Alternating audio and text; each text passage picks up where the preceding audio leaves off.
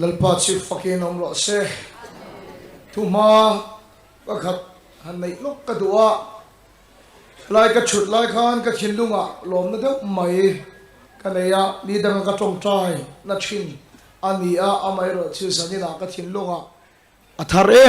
em maya covid boruak an zo khan thil ti hi har em mai ni abik in pathian lam thil bi ka kami covid ma te chuan program rong bol na te po an neila kana live ani pon nak tuk zan chu chulama chuan in khom turani ti hriat nan kan bang thina ni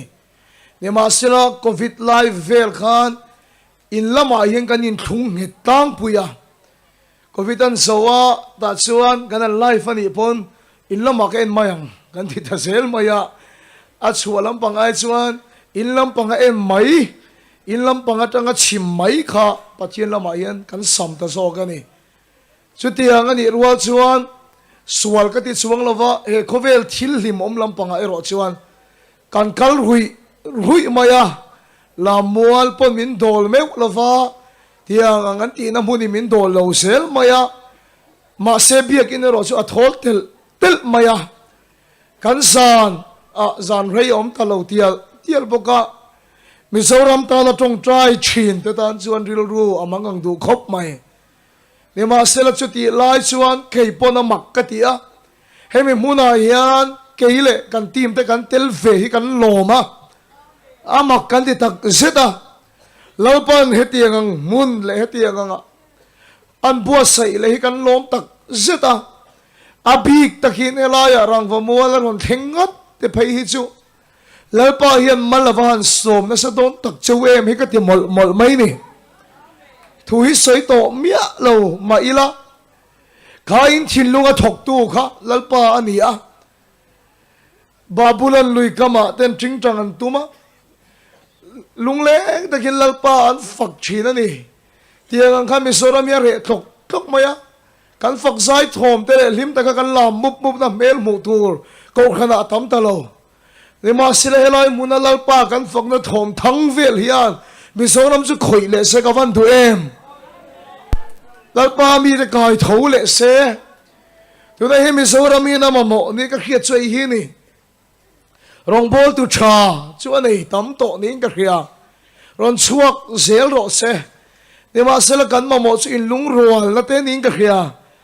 in lung rual in kan chang ho ani phot chuan lalpa hian thil ati du khop mai ti hi hemi munai na lang nin ka khia Salvation Army form nen in common khoya nisana Isu Krista ko khan an ko khan upai nin common khoya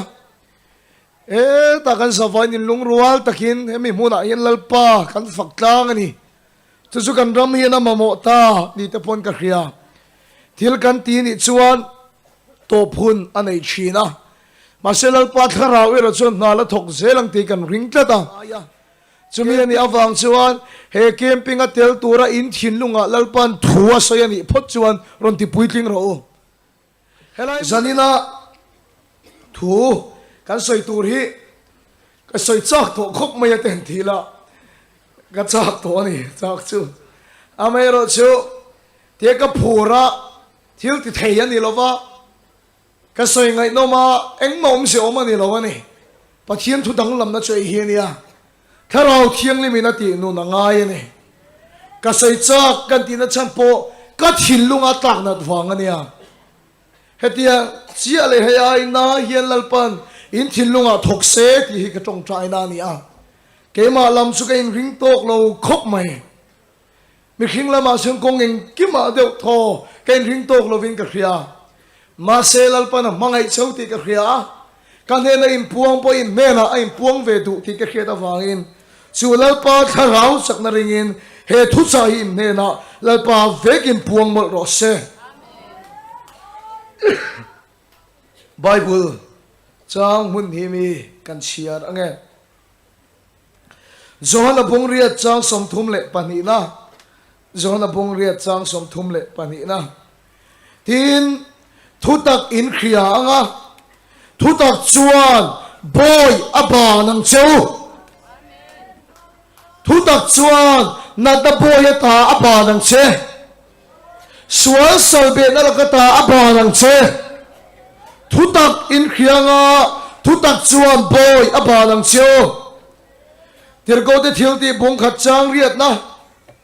ti chuan Jerusalem khua te Judai le Samari ram khotina te kol kil kheng poin ka thu khetu te in niang zanina yan thupui atana vua kan du chu iswa thu khetu iningam donem ka zo du cha ka fui du bok che ni iswa thu khetu iningam donem chu thu cha chu zanina hian tharau thian ve kan hena puang mot ro se kan pathian tu chial pan kan zata malmin stop sak ro se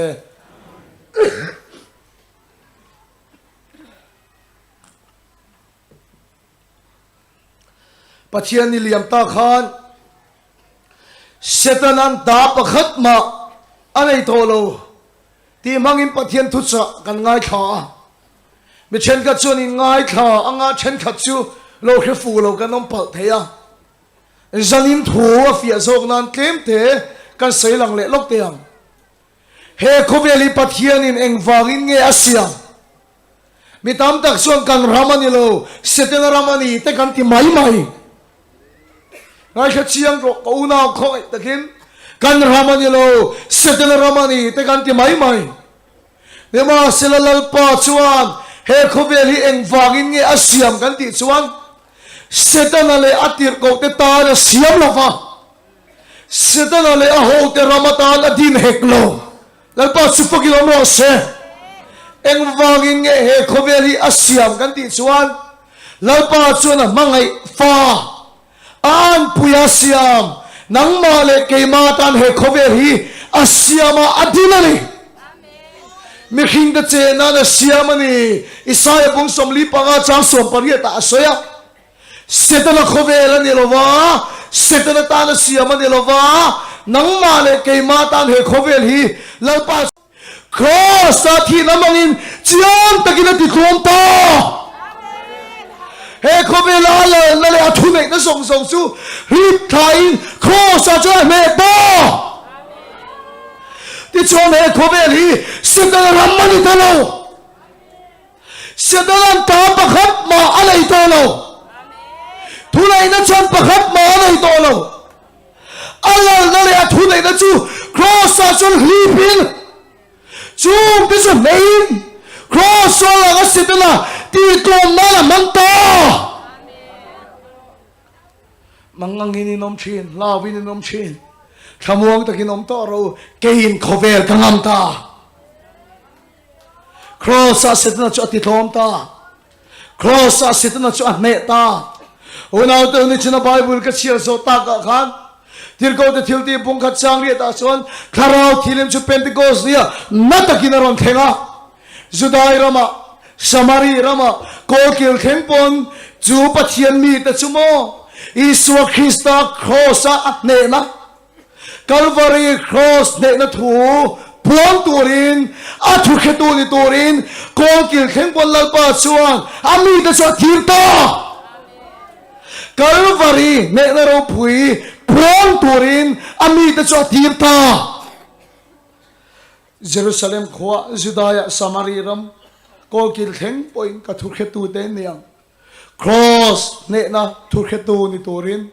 lalpa chuan tharau thiang lim mangina mi te chu atir ta kan soinon le teang cross ne na thu puang turin lalpa chu na mi te chu atir ta chu Iswa Krista thu khetu omna apia sual thu nei na tom se la amen lalpa chu fakinom lo se Iswa thu khetu iningam vedonen Iswa thu khetu omna pia sual phuo na phel ani se la Iswa thu khetu omna pia sual thiu ni thene chu ti to pi om ta se la ni zanina point kan thutanga pui bel chu Calvary tanga Iswa Krista me na thu kha ring takin dana phuya ni Iswa thu khetu omna pia sual thu nei na ti to pi om sel sẽ đó chắc na tộp sen sẽ đó hiệp tua tiền đắm sen xuống phùa đế sen sen có kiểu khen point cả thuộc hệ tu tên miệng Iswa thuộc hệ tu in ngắm thôn em helai muốn anh khăn nào thiêng nim na thọ à khen tắc sẽ để chuan Mizoram sẽ để nan tháp khát ban ấy to lo in về ngay in na Iswa thuộc hệ tu in ngắm thôn em cross thuộc hệ tu on na chuan sual thu này na atop sel America rama khan tual chung in do na satak mai a thenga anin do na chan chu mi hang sala nei du lo anin do ani Abraham Lincoln na pol te chuan mi hang sal chua an dua ma se a du lo pol an lian ve khop mai in do nan satak mai a theng ta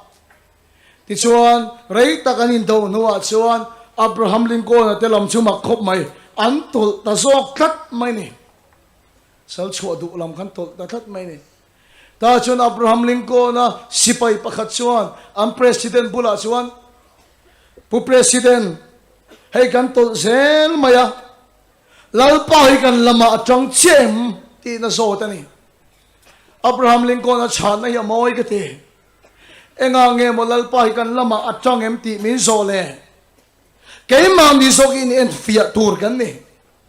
ke ma ni zo ki lalpa lama kan chang ani chung chu lalpa chu kan lama atang lalpa kan lama atang em ti hin zo ngai lo ke ni zo ki lalpa lama kan chang em lalpa lama kan chang ani chung chu lalpa chu kan lama chang tu na hinin do na ro pui tak mai kan soi do na I ho pe le ma chon don chu ta chuan lalpa lama I chang ani phot chuan lalpa sui lama chang nge nge don chu in do na sa tak mai chu thenga ro pui tak mai Abraham Lincoln na telam chun chakta sal tang te salen na ta chu ring ta ka kho ni nom ta chu ta chu mi hang zong zong chu an salen na ko chu lo eng ta ni chu ni ma sela America ram khokil pakhata hian mingo pakhat hian alova thok tur kang asal te kan chua vek mai chuan na thok tur nei don silo chu mi hang te an salen to ni ti thu chu helai ka dinga mi ho hi kan sal chhor te lo ni se ke hi chhor tu ni tai la an hiat vai chuan an salen don si ni ni ma sila chu lo nei tu pa chuan chung ami chhor te chuan an hiat thei lo nan radio her top sak veka an hiat thei lo nan chan chimbu lu re reng rem te lo an hiat thei lo nan midang nen im biak po phal lo sal tang te chua dar ri nuwa po hun engam mo chen chu sala la nei ni ma sila chu asal chhor te zinga mi nu pakhat papa chuan a chung ko song bidang chu mo sel anu kim thei mi alo an manga em mai an song ta sel mai anu chin khatu te dan soi a khia a chui zui sela ti chuan chu salom na khuwa chu lut hlol maya anu te om na an ko muwa ba then chuan makhit em maya hei tak ania anu chu sala op alani tat mai sal tang chua na rei to nen sala anu chu op alani tat mai ti chuan chu tang wal no pang tak chuan sal nei tu ba ma chuna thing ta Abraham Lincoln na te wangin mi hang sal chuan chuak to ni ti chu mai chana hil ta mai chana hil rual chia chuan chu pa ina chu mi ta chunga a thu nei na song chu ti to pinom ta ngala ni ona to Calvary Iswa chuan kan sultan na te kan na song chu mi na sa dai do ni ma sila chu thutak chu khelo turin sual hian na sataki min op kat maya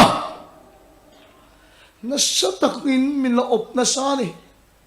ni ma sila sa ina hian kan tlang a pui per so ini helai tang val hian asoi do chu I chunga setanan thu pakhat ma anai turai tolo nat na ka na salbet tu sa ni tolo amen lalpa si Panginoon Rose ngol vay na ka salbet tu sa ni tolo kasi tanang kovela liam na le ator tir na song song at suwa salaga mintok tir na chu cross ay iswan min mesak to vangin Saltang ke chua dar chua hi hai.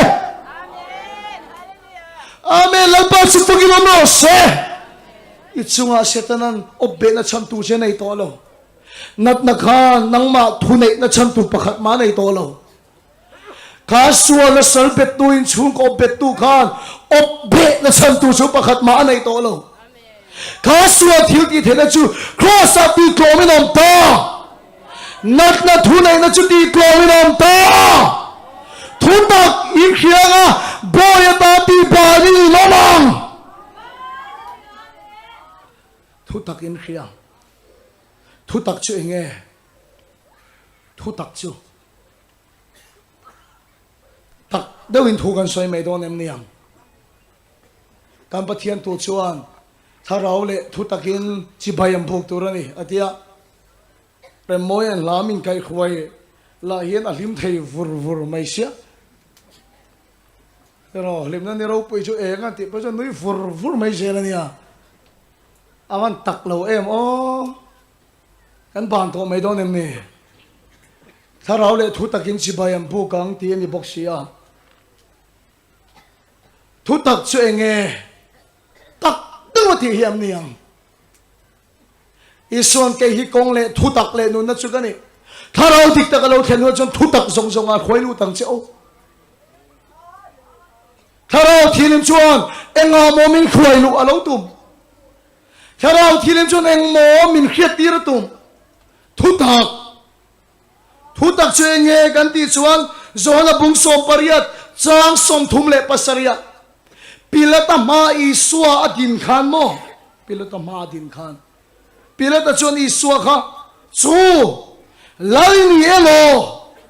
khoi takin ngai khachiam to chu lalini elo iswa khan ni e lal ka ni yasin thuta khia tiri kapia na challe kofe na karon kan na chalani thuta chuenge iswa chulalani Thutak chuenge sedanang ta pakhat ma nei tolo he kove lali sedalani tolo he kove lanchu iswa ani sedana chu cross ati tonta le thule chu iswa ta ani ta thutak in khianga boyata ti bali lomam hallelujah thutak chu iswa chu lalani Setanan thu pakhat ma anay tolo. Setanan lal na sam thu pakhat ma anay tolo. Kasoyle trinang. Bitam tak suan rang vamola rong gan bol don yan avan hupur om ve anti trina. Ni ma selamo kay sukap mo tang kat may chu. Setanan ta pakhat ma anay tolo. Akul te chu cha melin. Helay optu te sulen mel ma se. Lalpan min ne sakto ti ka hriya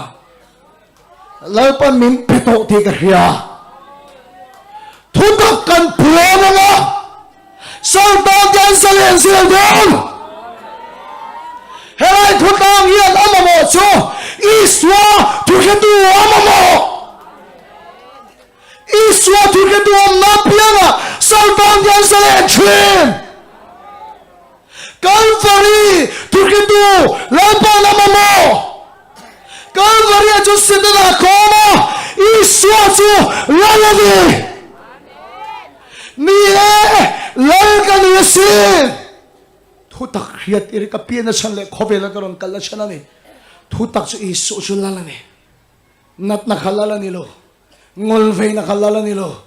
Hesual na minobet to hilala nilo. Tharaw tirim chuan khiat tir che adu chu. Tharaw dik takalaw kheluna chuan thutak songsungar khoilu dang che. Ka ingol vei na lakata. Inat na lakata ka. Tharaw tirim chuan iswa chu lalani ni khiat tir che ro se. Nat na khalala ni tolo. ngol fei na khalala ni tolo in chung ko salbet tu sual na khalala ni tolo thu tak khiatir tu I so thu khetu om na pianga sual thu nei na atop sel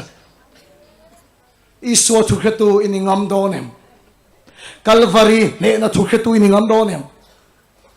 kan soi sel don helai thu hi hoi sen thak takani tun lai a yang khovela thil thengom Russia chuan Ukraine kan khete gang tun lai chuan phone a thila theng chak em to maya upalampon in hriat vek karing Russia chuan Ukraine chu mana karamani to chen ati awang ngotin pom ople top mai kha tu mani zuk ople top mai kha atuma ngai to chiang ma te o ti chuan Ukraine mi ho chuan khatia bomma non thak lai te silai non ka lai te kan Russia ho ve vak vak hi a tul vak vak lo em mai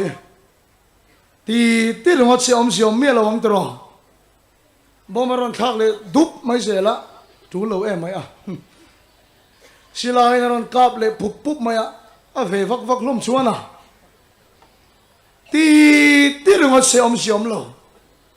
khatia Russia ina pong ople atum lai khan Ukraine mi le sa ho chuan he ram hi Russia ramani to lo Ukraine ramani ti kha tu khetu an dingam tat mai ni hoi sen tagidan dingam tat maya chu tu khetu Russia ramani an ti tat awang chuan khovel sarkar tam tak pon apui muk mai ni sumale Russia chu tumangin ala thei reng lo Setan upon mahanga he kobele lo op to avagyan tun theng nian ron po op le tum don ron thunun le ngot che tum don em mai reng so Calvary thu khitu ro ne ro setan ta pakhat ma nei to lo ti thu khitu ro ni ro soi ro so thu khitu ni no ma lo ding ro tu kan tu ni ngam do men ko ve lian hun khir ama chon chou do na dio se ta leon chen na do na dio su di huna su la pa chuan a tu kan tu ni ma bo Calvary cross chan tu ko ki khen pa a tu kan tu la pa na ma mo amen hallelujah se ta la rama ni lo la pa rama ni iswa su la ni Setan lagi lalan ni lo, iswa lalan iti, turketu lalpa na mako. Setan na indo na aron chole huna po turketu mamo. So turketu ay dingamani potson van sarkar kian avan pui na sa don chem, van sarkar kian avan tuam na sa don chem. Helai muna ngay po yan Calvary turketu de kan ding megane. Bitam tak son tidu su temintia. Om chuang lo wang temin tia tuna hian mi tam tak chun helai camping kan nei mek lai pon Mizoram a chelam kha an tran tat maya achakan puang tat mai an camping pon om chuang lo te pon lo ti ni mai thei ni ma sel kai ni chu iswa thu khe tua kan ding tat don a thu khe tu na chu la pa min chan pui sel don suwa na thu kan chan don lo Setan Mizoram ay tapakhat mana ilo in chungkwa tapakhat mana ilo in unakan tapakhat mana ilo Calvary cross at suwa sa lento che karao tilim chuan chu thutak iswa chu lalani di khiat di che thu amen lalpa chu pagilom lo se ke chu vai film iken tu to lo ka thinarim zel tak tak ani achan chu mi sual te lai an sual tir thiam sia ka huat em chu ke chu khola ya thil zuar thilanan ti chia sak te ka thin hi long rim thina a film mai ka lo che lu tuk nge ka khelo ka en na sa thina ni ke chu vai film mu no mai ka tiamo ka thin tirim em chu mi sual la sa thainen Tang tu pa ten on chuaka mi sual ten soi sa khep maya an lom om te lul nen kang an pachan te so kha thu khet tu han an tangam le ngai lo ring ring hey in en ve to thinam singham ti te kha ga ena long ke chu singham ken to singham nge chu lo pa nge kha Shivaji the boss ti te in kha ve kang to lai la lu tu ngai to te chang tu pa te nan chan na sat ne an chan ve le ngam lu ring ring an doi se thei lu tu ka anu chang tu pa lung oi lo lu tu khan ngati nge abati khan kapu an te tian ko thian so ya ke mere thei mai kan ne an ti le ti khan chan man khan om lo thei lu tu ka mo chu wan choi vai free mi ken vak du to lo ani chang tu pa ten an mani ti du da tu den on tran lai po khan thu khe tu khan an tang ngam mi lo ma ya sual kha thom thei lo ani vai film chaw ani lo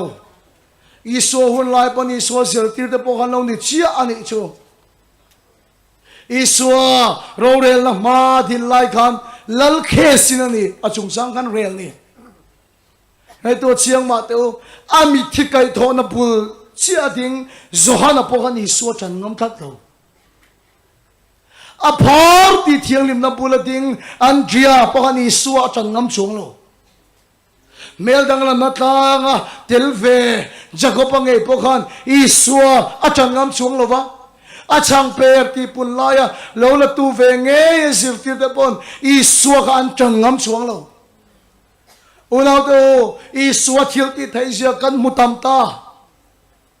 dam lawati dam zia po kan muta wan chanwa po wheelchair thu te non thawa an tiang te kal sanin an mani ke in la pa chak le nan kal me ka ni ma sela kha ai ro pui mutu te pon iswa ka an chan ngam chuang lo reng reng an chan ngam chuang lo reng reng kha iswa aron kal ma sak khan atana ding ngam pakhat ma amulawa athu khetu pakhat ma amulo kat maya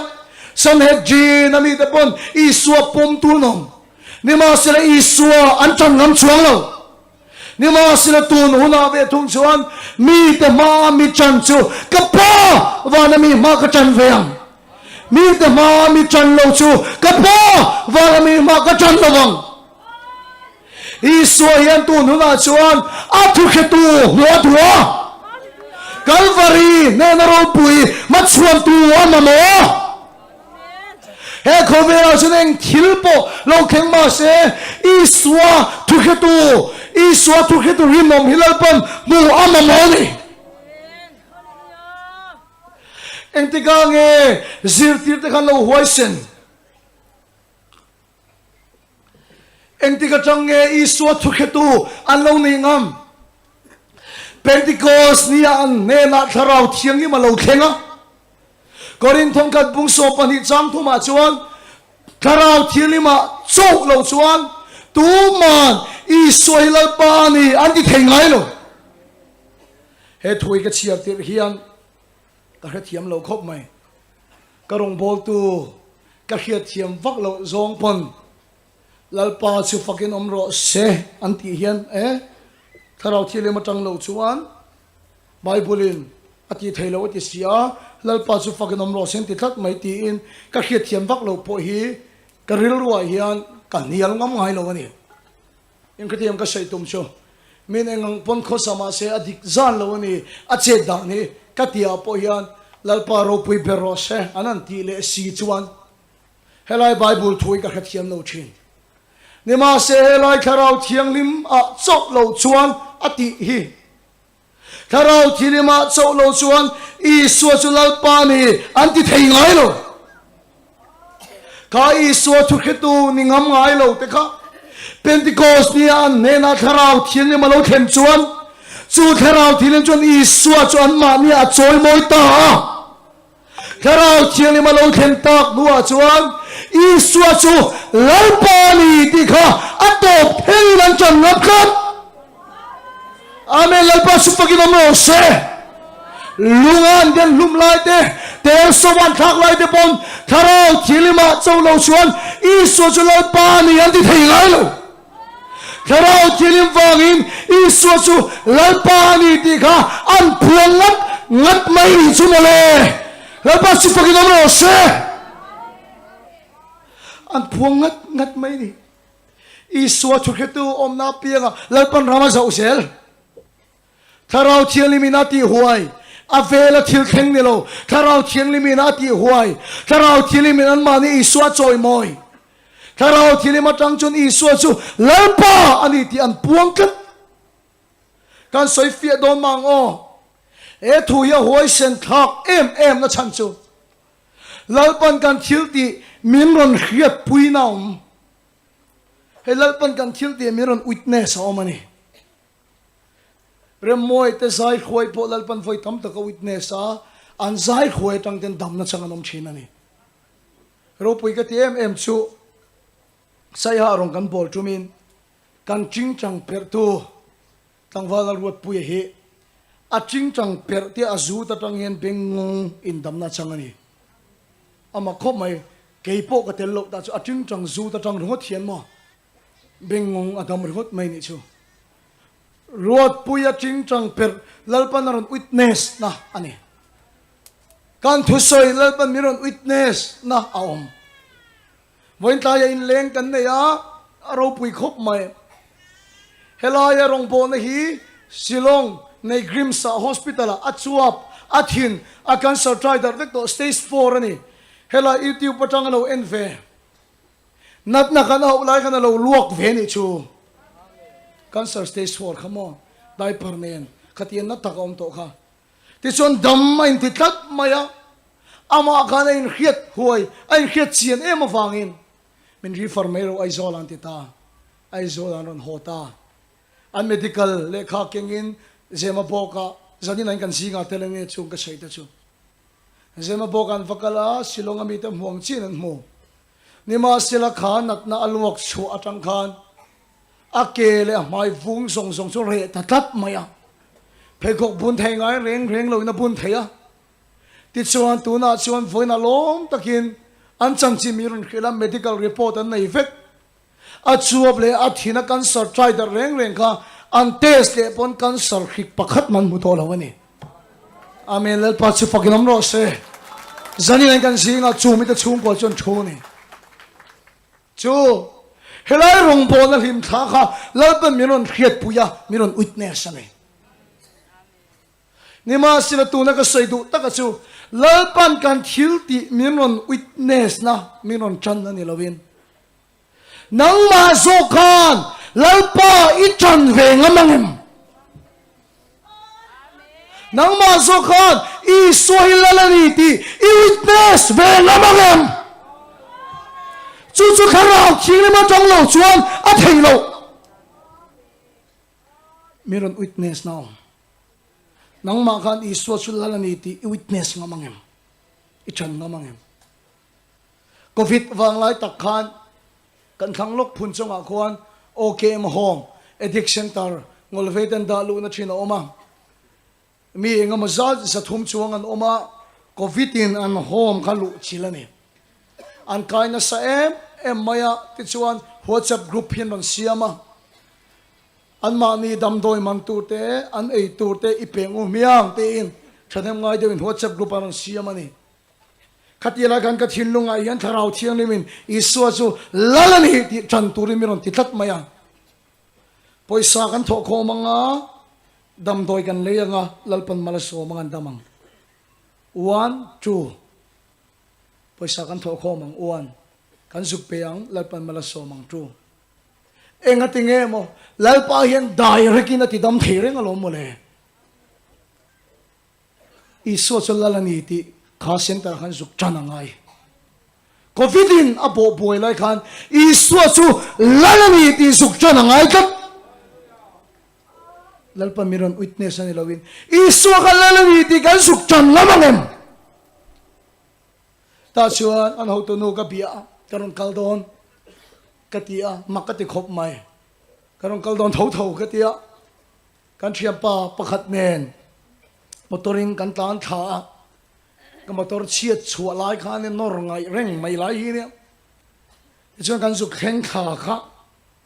kan suk lut kha bi pakati mi lo dong songa hey mi ba pe nai ve katia i kai ve lo mi katia ka pu men tia ka ye edik rual kan ni kan lan nalu tuka dar thalang ke lem ang khop ten kan sokhina ati kai ka tong thei do beran ngok ro min ti ati kai mai khop maya an chian pa hianin an dam lo chuan o kan puai mu dang ati chuan kan in sui tha ni le helai kan mic te kan chut na tu te hi a kai ho rem nge kai lo rem ting ka zota kai ho vek a kai lo te sung kai kan lau kan khung dai an thiang a kai lo thiam te no man kai kan lau kan khung dai ke ni ho ti vek atia an positive vek mayan ma ni kha an ma chun kan ding ta an vela kan kal tanga nat na hi lalani lo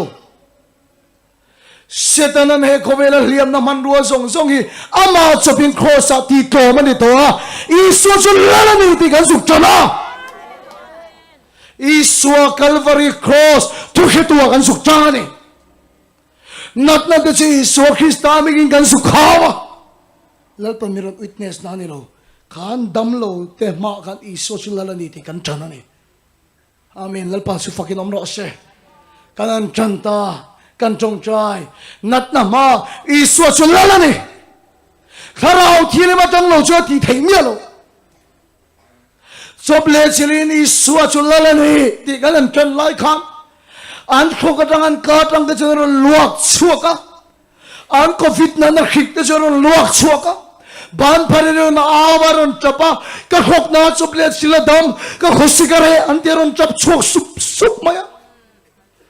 Ataya chuan sa vain na pakhat man nei talo atuka ART lak ngai hospital te kalngai anom kandam tolom male ihan lang umiang anti anan kalta khalai siwan khatiang latur chu te sel an ngaya ante sapiang khan negative sel angkal le ante san negative sel angkal le ante san negative sel an negative sel mai kha ates tu te khan ko khatop maya kandam tam via wa pathumero hichu anla positive ati ponelo an savain an negative vegani amen lalpa si fucking amro se kha sedanan lop atuma lati khom atuma lahiam atum na ma kan Calvary thuketu te kan suk dinga Karao chiang lima tang lo chuan ti the ni lo ba chu Calvary thuketu om na pianga chuan sual thu nei na ti to pi om sel amen la pa su fucking om ro se ila dam lo tro sual na la po se ro zala karao thirin chuan I sual thuketu ni no ma siam che ro se Chui suwa thuketu om na chuan nat na chak na kom sela suwa thulai na top sel tharau chele ma tang lo chuan I suwa chu lalpa ni athi thailo tharau thilin chuan I suwa chu lalani ti nang ma choi moi ro se nat na khalala ni to lo ngol ve na khalala ni to lo Sualo betu segala itu lo, iswa sulalani, cancer lalani tolo, HIV kalalani lo, inat na kalalani lo, chu setan avang khovela liam na zong zong chu setan na chopa ti to mani to vagin cross tu khetu om na pianga, nat na khom sel, suwa tu lai na top sel. Patian ramat hansel min khoi em tu chu Stephen da chan chen he ni tir ko the thil ti bung som ni pani chang som nia polan tin ron soi I thu khetu Stephen aron chala ni tiang chuan amen lal pa chu fakinam ro se I thu khetu Stephen lungan den lai khan kay pon kalau rem tia an pon tu te kalau ken saka Stephen naka top khain cross tu khetua tangani chu and then sok lai pon kharau thiang li mina chen chila I suwa chun lalani ti tu khetua dingkat maya akom sok ang chuna langani atom sok ang chuna lang ani ma se iswa thu khetuam na pianga lalpa na rama sausel andeng lum emon ti lain chuan den naaya nain tirko pola chu eng na lo den khufe a amen lalpa su pagilom ro se in chung kwa in ladam lo ani mai thai sualin ala opcheu ni mai thai I thu khetu Stefana in chung kwa lalpa thu khetu ni ro le sadanan ta pakhat ma nei to lo Calvary thu khetu chi ding lo le zuin nat nei na deng sok sok mai thai cha I thom sok ang pon lo ngai ma la thu khetu om na chu lalpa ramasam sel chu lalpa thu khetu chu lalpa na tho pui chenga den tu nge kha Israel ina den tu nge nge thol lalpa na ram sau non Calvary thu khetu amabo Israel thu khetu imingam donem dam lo nei na bo boy lai cha kha sual nei na chim lai cha kham setan an ta pakhat ma nei to lo nat na hian thu ke ma nei to lo nei to lo Hesual na hian kan chung ko min no be na chan tu nei to lo Calvary iswa thu khetu iningam donem I thil ti lar pa witness na got sa kanilo in chung ko ma khan iswa su lalani bi chan namen inat na ma khan iswa su lalani bi chan nam donem lalpa hian thu khetu mamo a thu khetu mamo a chan chu mo he in do nei ke ni in do na ni lo lalpa in do na ni he khover hilal pon kan che na na siam khan na om lo sual om lo a thiang le mani sual khover aron lu atangin aron tichia aron liam nat natin reng aron len tir sual khover aron lu tangin ison ama awanga khover chu ti dam le du cho kanin do na ni lo pathian te in do na ni amen lalpa su fakinom ro se setan ron lu tangin khover liam atuar ana ison ama awanga khover ti dam le du kanin do na ni lo pathian te in do na ni tuna hian lalpa na momo sumo Calvary thu khetu mamo Calvary thu khetu mamo lalpa su fakinom ro se amen ka sai chin Myanmar ramkhian tuna hian hil nan chok chuak reng reng lo mi pui khian an do na chan khe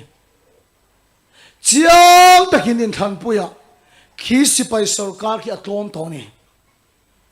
khi tlom to lal kian na opatum tat ma se kha in thana khan an tlom to ani ti thu khetu ho an ding chuaka sual do in thisin chu khopin an tang me ka ne in khathia mem chu tiang chu ni lo ta se tu na mi pui sarkar ho khian an helani don ma se tu na khian an hello khi sipai sarkar ki atlom to ne ani to chu mi thu khetu cha choron ding chuak ani amen opala tum si ma se an tlom to ani ti chonon din pui ani chu tiang che chon Calvary tlang asidana chu me ani to he lal tlom to hian na sat ta la liam che tum he lal tlom to na sat ta la op che tum chu wang chu lal pa chon a cross ne na thu khetu amamo amen lalpa chu fakinom ro se chu a cross ne na thu khetu om na pianga chuan van sarkar ki na din pi se la lalpa rama khen sel nat na manga lo op chetum in chung ko kha thim thu nei la op chetum tlom to lal hian la op chetum ani o ram famol ngai po hi tlom to lal chu lo patuma Mizoram ngay po hi tlom to lal chu lo patuma zanila hian pathian thu khetu te chu lo ding chuak ro le a thu khetu te om na pia sual thu nei na top zel amen lalpa chi fakin om ro se van khian atran pui zel don inuna nat na in thu nei na chan tur nei to lo iso wangin isalen to lalpa chi fakin om ro se nat na boy atang ka chu kalvaria zalen na dar khong ta chumi hello tu chuan na satakin I khiat na ati mang sak cha he kovele seten ramani ti na chal tirta chi anilo iswa ramani iswa chulalani iswa me tu na ilo dam to ro iswa thu khatu iningam donem hey indo na ke ni indo na ni lo lalpa indo na ni chu wang chuan lalpa lo chan ro a thu khatu lo chang ro min football an khel reng reng in mo kan chan lam te anon nor be lai kan chan kan thak dai ngai lo te ro kan chan lam te ron nor na de vele kan chan kan thak dai ngai lo chu wang chuan san in ka sai do chu I ho vele atang in mo po nat na chuan nat takin aron nor chepon in chung ko sual na chuan nat taka aron nor chepon I chan thak dai reng su I chan thak dai reng su kan chan lamaron nor na sat po le kan chan suala kan awa suala kan fui aswal thin chuan sual na le nat na in aron nor na sat po chele le pa mi de awo ron chuak ro se le pa mi de ne da la do chu lo ring tel de ro se amen lalpa si fagin om ro se tu na yan misoram khiata ring ta ko ke tu na san chu kan chan kan thak me ka ni kan chan kan thak me kel kang lai de suan lalpu sem ringin kan te kan lam luya ne ma se la tu na yan sual mi no nor le me ka heti hun la yan ka chan ka thak don lo na sale sual ni suat ku ke tu ka di don na ai ringin ka au sel don hey indo ne lan pa indo na ni a me na sulan pa ta ni in chung kwa indo na kha lan pa indo na ni a ne na sulan pa ta ni a thu khe tu ri no ma lo chang ro a thu khe tu ri no ma lo chang ro hun khil tak kan to hun a po a thu khe tu ri no ma lo chang ro har sana kan to ni a po a thu khe tu ri no ma lo chang ro an den suk lai chapon a thu khe tu ri no ma lo chang ro setalan ta pakhat ma lei to lo thu lai na pakhat ma lei to lo unaw do he in do nei kan in do na ni lo lalpa in do na ni chuan a thu khe tu te lo chang ro ti chuan a thu khe tu te om na pianga lalpa na tharau na thopuya pathian rama zau sel ke suring tu in do na be hian wam ka ti he khovela mi anin do re chu achak zok tu ran thelo nema sila rin na in do na kan puang to ani chuan kan ne don ti khe sain kan pe ya ne na chulal pa ta nei ti khe sain kan pe ya pakhat chi khi lo kan nei eng ti ka nge kan ne don amen lal pa su fakin om ro se chuwang tu na inuna te itak sa ate I chung kwa lal tom to in ron obbe che atum lai pon lal pa thu khe tu de lo ding chuak ro le nat na yan ke ma ta pakhat ma nei to lo ngol ve na yan ke ma thu pakhat ma nei to lo sedang hian min opala tuma lal tom to ni pathian thu chu puang chuak ru le tui pui ko pui riang in huai sen takin puang chuak ro le chu pathian thu din pui ngam Calvary cross rena thu au pui ngam tu te om na piang alal para masawa tharau thilin pon thu taka khoi lu che dua I so chu lalani ti khet ti che dua chu thui khet ve le nat na poi thai salena